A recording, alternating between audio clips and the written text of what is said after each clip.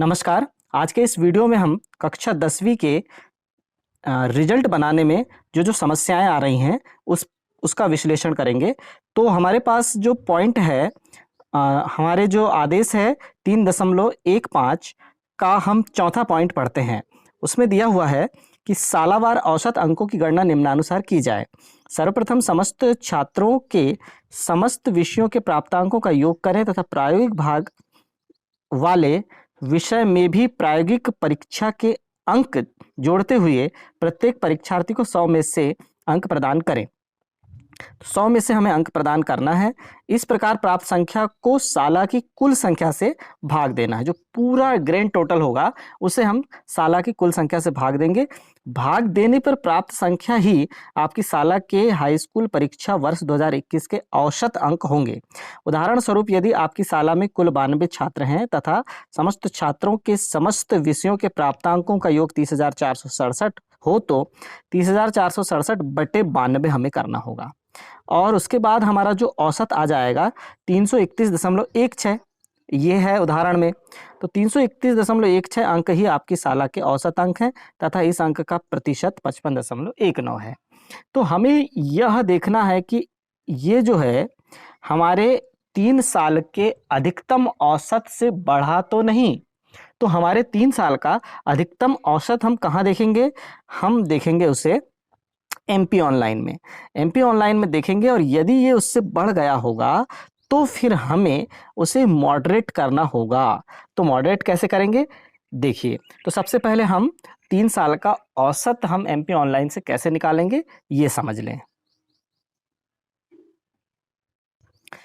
हम सबसे पहले किसी भी ब्राउजर को खोलकर उसमें लिख देंगे एमपी ऑनलाइन MPBSE। MPBSE का काम देखना है हमें एमपी ऑनलाइन में। तो ये हम जैसे ही सर्च करेंगे तो सबसे ऊपर जो आ जाएगा उसे क्लिक कर देंगे, MPBSE एमपी ऑनलाइन।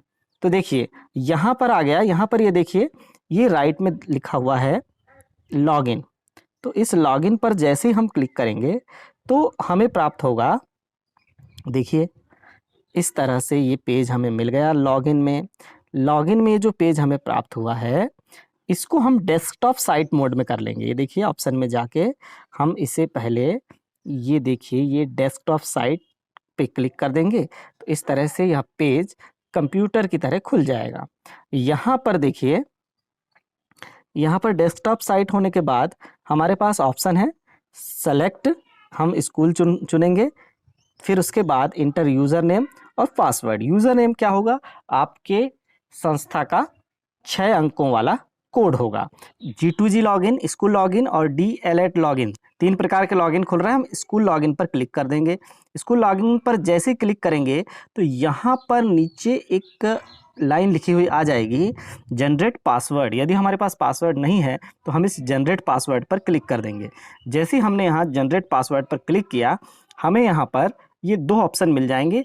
एक ऑप्शन है हमारा स्कूल कोड का और दूसरा ऑप्शन है हमारा मोबाइल नंबर का।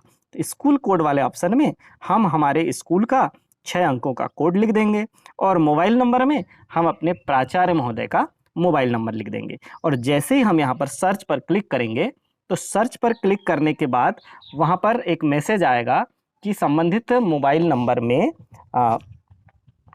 पासवर्ड को भेज दिया गया है और मैसेज आपके प्राचार्य महोदय के मोबाइल नंबर पर पहुंच जाएगा। अब हमारे पास जब पासवर्ड आ चुका है तो अब हम लॉगिन कैसे करेंगे? पुनः हम लॉगिन में जाएंगे। ये देखिए, ये हम लॉगिन में गए। हमने सबसे पहले स्कूल सेलेक्ट किया। स्कूल सेलेक्ट करने के बाद हम यहाँ पर अपना यूज़र नेम और पासवर्ड प्रविष्ट कर देंगे और कैप्चा भरने के बाद जैसे ही हम सबमिट पर क्लिक करेंगे तो इस तरह से ये हमारे स्कूल का लॉगिन खुल जाएगा और सबसे ऊपर यहाँ पर हमें मिल जाएगा कि सालावार विगत 3 वर्ष के औसत अंकों का विवरण यहाँ पर हमें प्राप्त हो गया। जैसे ही हम इसे क्लिक करेंगे तो हमारे साला के विगत 3 वर्षों के औसत हमारे सामने मिल जाएंगे। जैसे कि हम क्लिक करते हैं तो यहाँ पर जैसे हम क्लिक करेंगे तो साला के 3 वर्षों के औसत का ये हमारा आ चुका है और यहाँ पर दिया हुआ है कि इस साला में कितना एवरेज रिजल्ट हम दे सकते हैं। यहाँ पर 2018 का रिजल्ट है, 19 का रिजल्ट है और 20 का रिजल्ट है, और अंत में दिया है सर्वश्रेष्ठ औसत अंक। इतने हैं 3 वर्षों के सर्वश्रेष्ठ औसत अंक। इससे अधिक रिजल्ट यदि बनता है तो हमें रिजल्ट को मॉडरेट करना होगा। तो आइए हम समझते हैं कि रिजल्ट को हम कैसे मॉडरेट करेंगे। 3 विद्यार्थियों के कुल प्राप्तांकों का रिजल्ट हमारे पास दिया हुआ है। चलिए हम लेते हैं कि पहले विद्यार्थी को 345 अंक प्राप्त हुए हैं कुल, दूसरे विद्यार्थी को 340 अंक प्राप्त हुए हैं और तीसरे विद्यार्थी को 350 अंक प्राप्त हुए हैं। इस तरह से हमारे पास 3 विद्यार्थियों के कुल प्राप्तांक प्राप्त हैं। और यदि विगत वर्ष का औसत 340 है, विगत वर्ष का औसत कितना है? 340 है उच्चतम औसत। तो हमें अब क्या करना है, जबकि हमारे इस वर्ष का औसत कितना है? चलिए हम इन तीनों का योग करके 3 का यदि भाग देंगे तो हमें प्राप्त हो जाएगा 345। इस वर्ष का औसत प्राप्त हुआ 345, जो कि विगत वर्ष के औसत से, उच्चतम औसत से 2 से अधिक नहीं होना चाहिए, जबकि यहाँ 5 अधिक है। तो हम इसे अब कैसे मॉडरेट करें? तो हमें यहाँ ध्यान रखना है कि यहाँ हमें लिखना है आधार वर्ष का औसत बटे वर्तमान वर्ष का औसत, इन दोनों का अनुपात निकालना है।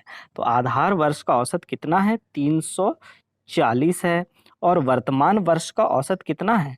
345 है। जब हम 340 बटे 345 करेंगे तो हमें प्राप्त क्या हो जाएगा? 0.985। 3 अंकों तक हम ले लेंगे, 0.985 हमें प्राप्त हो गया।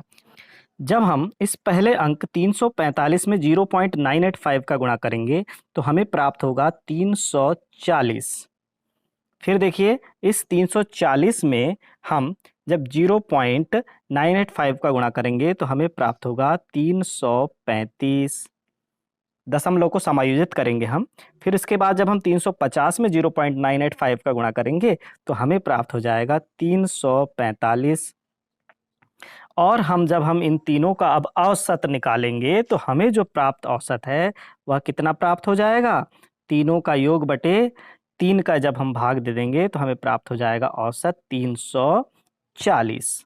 340 ही औसत हमें प्राप्त हो गया, जो कि हमारे विगत वर्ष का उच्चतम औसत था। तो इस तरह से हम अपने बढ़ते हुए रिजल्ट को मॉडरेट करके विगत वर्ष के उच्चतम जो रिजल्ट था उस रिजल्ट के बराबर ला सकते हैं। अर्थात हमें प्रत्येक विद्यार्थी, पहले विद्यार्थी के लिए देखिए 5 अंकों को कम करना होगा। सभी विषयों के मिला के, कुल मिला के 5 अंक उस विद्यार्थी के कम करने होंगे। दूसरे विद्यार्थी के भी 5 अंक कम करने होंगे और तीसरे विद्यार्थी के भी 5 अंक कम करने होंगे। तो हमें अंकों के कम करने का क्रम भी विषयवार दिया गया है। हम उस आधार पर अंकों को कम कर देंगे। और हम यहाँ पर देख रहे हैं कि प्रत्येक विद्यार्थी के लिए 5-5 अंक ही कम हुए हैं। यह आवश्यक नहीं है कि हर विद्यार्थी के बराबर ही अंक कम होंगे। यह अंतर कम था इसलिए 5-5 ही अंक कम हुए हैं। यदि कोई 500 पूर्णांक वाला विद्यार्थी होता या कोई 250 पूर्णांक वाला विद्यार्थी होता तो यह अंतर और कुछ होता। इस तरह से प्रत्येक विद्यार्थी के अंकों को मॉडरेट करके हम रिजल्ट को समायोजित करते हैं। धन्यवाद।